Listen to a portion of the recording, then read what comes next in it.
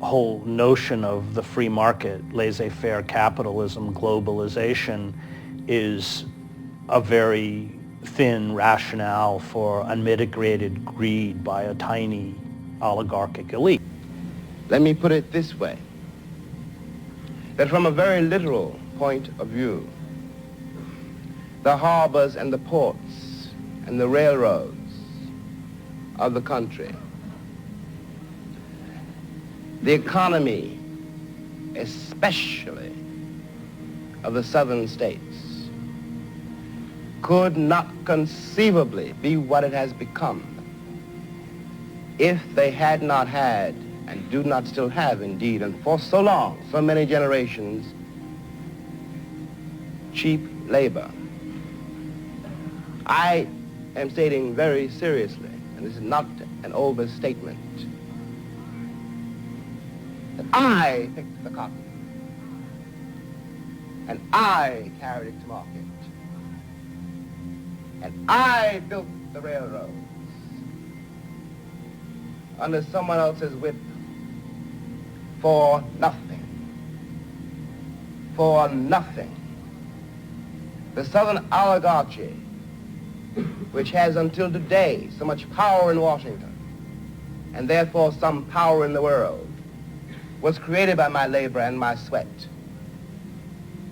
and the violation of my women and the murder of my children. This, in the land of the free and the home of the brave.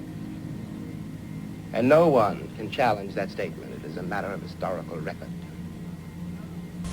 And most frequently, this happens without us realizing it. The majority of us, right? People who follow this, people who study this will see it. They'll complain, they'll protest, but they don't have critical mass because they don't have control of the airwaves. They're sort of shuttled off in the corner of the room where they talk amongst each other. But the average person doesn't care that much because these presidencies, these administrations, give them the space to deny it to themselves, right? To say, I can go on with my day, I can go on with my life, and I don't have to confront these issues. I can live in my comfortable life. I can go home after a hard day, right? I've got people to take care of. I've got bills to pay. I have obligations. I don't have time to save the government, right? We can't do that anymore. That is no longer a luxury. And that, more than anything else, may be the silver lining of this disastrous administration, is the fact that people are, for the first time in a generation, realizing that democracy is not an inheritance.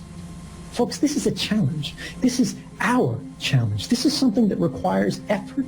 This is something that requires sacrifice. And this is something that if you turn your back on, will not get better.